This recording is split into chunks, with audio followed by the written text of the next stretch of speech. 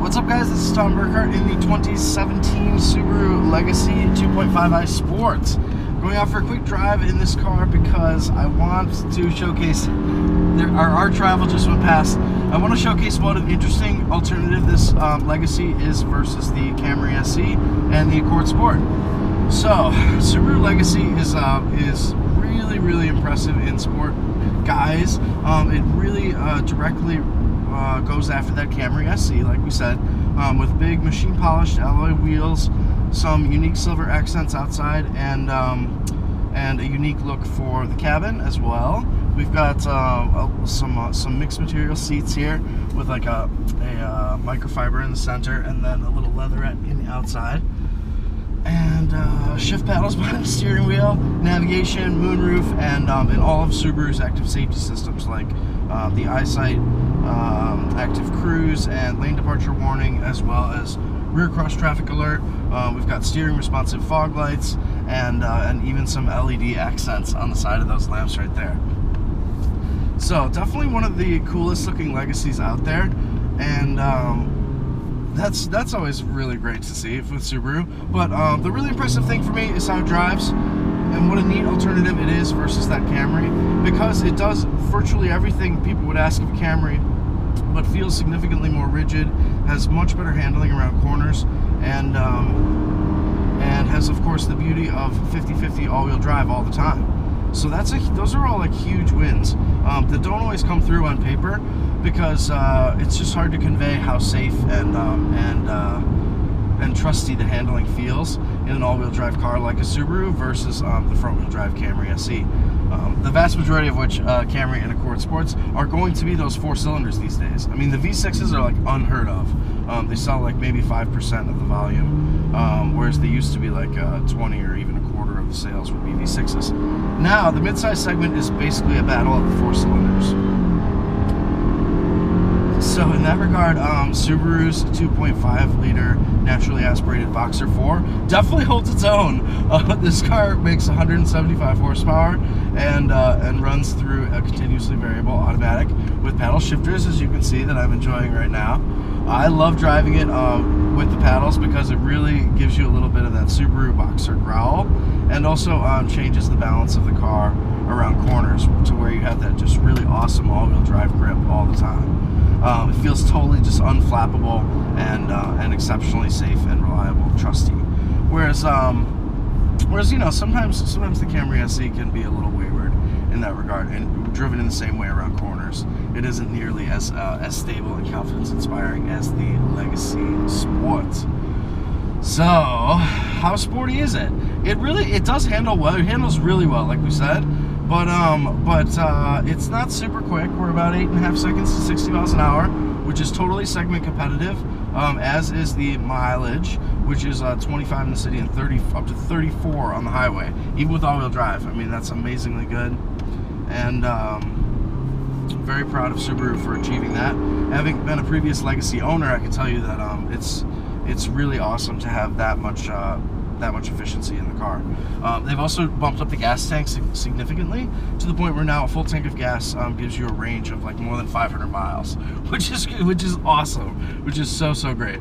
But beyond you know, enjoying the Subaru thrum and the really nice handling that it has because of its all-wheel drive nature, the Legacy is not like super sportified. Like it still rides really smoothly, and I mean that in a good way. Like not super. It's not like it has a harsh ride quality, or has any kind of like just any real harshness for most drivers. The most uncanny thing about the car, in fact, is that even though it does handle well and looks really cool with these like silver mirrors and stuff, it actually rides like a dream. It's so smooth and so quiet. I really think that Subaru's chassis is much more rigid than the Camry in particular this year. There's a new Camry coming next year, but it's just much more rigid. My theory is that it must be significantly more rigid, maybe 30 or 40%, and as a result, they can have the handling and the suspension tuning be much softer and comfier. Like all the bushings and all the suspension settings that when a car is sort of floppy have to be tightened up. in order to make it feel like it handles well. The Subaru just feels like it has inherently really great handling. So as a result, they've been able to make the chassis settings really, really mild and friendly. What do I mean? I mean, you go over speed bumps in this car and things that would be sharp pitching, like, you know, hits in some other mid-size rivals, really are just like absorbed like we're on a pillow. It's just so smooth. That's the first thing, but doesn't sacrifice grip around corners, is what I mean to say. I mean, it really does have like pretty great turn-in and handling feel, despite having a very comfy ride.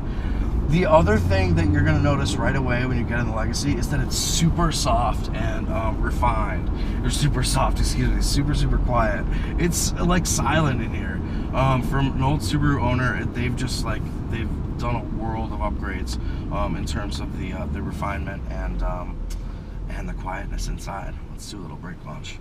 So it's super quiet and also comfortable over even big bumps, where it's totally fine and you know, just is like unflappably smooth. The other thing is that the drivetrain is exceptionally smooth as well. This CVT is like, that was one of its worst times right then. It's like a hard launch from the start. The rest of the time you're driving it, it really does a pretty convincing version of a regular transmission's upshifts. So like we just floored it from first, so that's gonna go up to here, and it's gonna shift. But it basically is just is very when you're not doing those kind of throttly antics, the car just calms down and it's just so smooth and effortless, like the best CVT vehicles are. So pretty nice cabin and really good driving position that I'm loving, and overall just really impressed with how refined and grown-up Subaru's 2017 Legacy has become.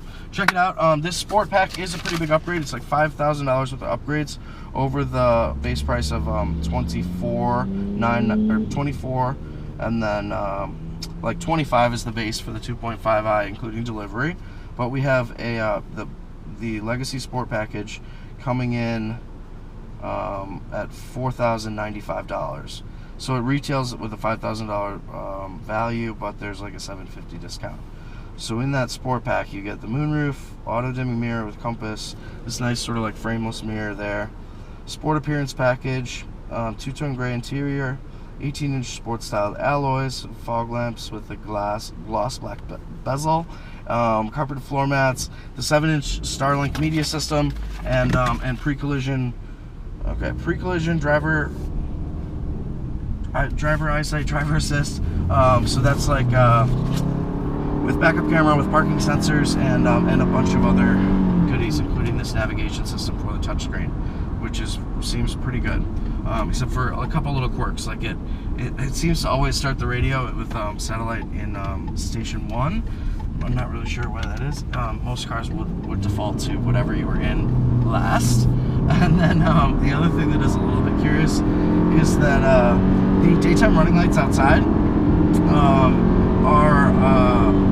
are actually still like the high, like a little bit of a dimmed high beam, versus you actually using the LED sort of Hawkeye on the outside of the projectors as the daytime running light. Like, it's a real detail thing, but if you're really into LEDs, a little bit disappointed that you can't have just the LEDs on. You always have to have some other daytime running light. But otherwise, I'm really liking the Legacy, and think that a lot of people should take it for a drive back to back with the Camry, and they're gonna like it a lot better. It feels a lot more secure, has really buttoned down handling, and is even smoother and quieter and isolated on the road. So very good car overall. See you guys next time.